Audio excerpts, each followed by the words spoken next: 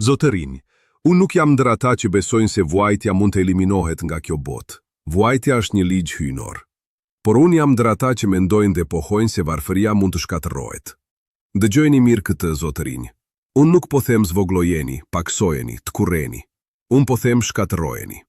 Ligjvënësit dhe sundimtarët duhet ta kenë vazhdimisht parasysh këtë, sepse në çështje të tilla, për sa kohë që nuk bëhet ajo që është e mundur, detyra nuk përmbushet. Varfëria, zotërinj, këtu po vi në thelb të çështjes. A doni të dini se sa larg ekziston varfëria? A doni të dini se sa larg mund të shkojë, sa larg shkon? Nuk po flas për Irlandën, nuk po flas për Mesjetën, por po flas për Francën, po flas për Parisin dhe për kohën tonë? A doni fakte?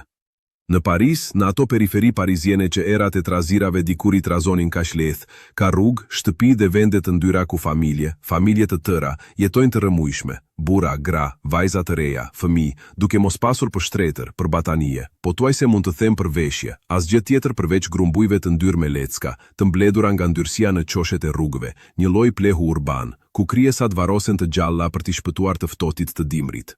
Ky është një fakt. A doni më shumë?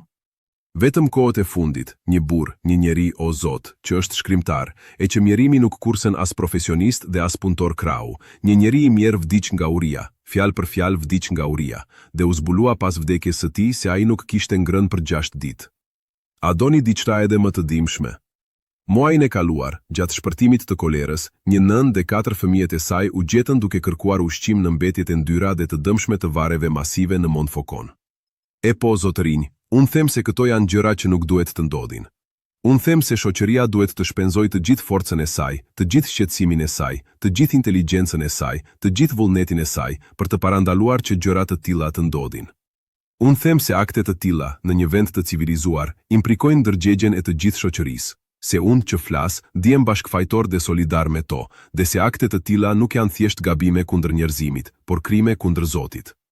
Ju nuk keni bërë asgjë, këmbëngull në këtë pikë, përsa kohë që rendi i forcuar material nuk bazohet në një rend moral të konsoliduar.